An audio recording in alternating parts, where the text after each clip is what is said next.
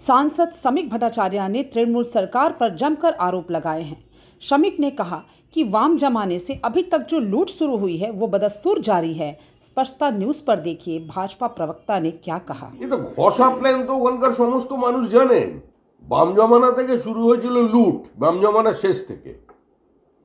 তারপরে ওখানকার নেতা দল বদল করে নিয়েছেন, কিন্তু তার সই করা কাগজ থেকে গেছে।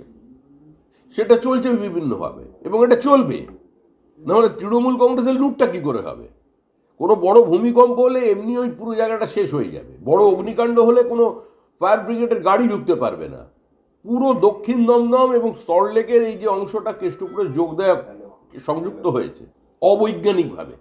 এখানকার জমির চরিত্রের সঙ্গে ওখানকার জমির কোনো মিল নেই, সেটা এখানে চলে। শুধু বড় দুর্গাপুজো করছে কাউন্সিলররা, বড় কালী পুজো করছে, 5 কোটি টাকার বাজেট, রাস্তা তো ভেঙে মাছ চাষের মতো অবস্থা হয়ে গেছে রাস্তা। তো ইঞ্জিনিয়াররা, ওদেরও ধরুন, ওদের সম্পত্তিটা কি পরিমাণে বেড়েছে একবার দেখুন।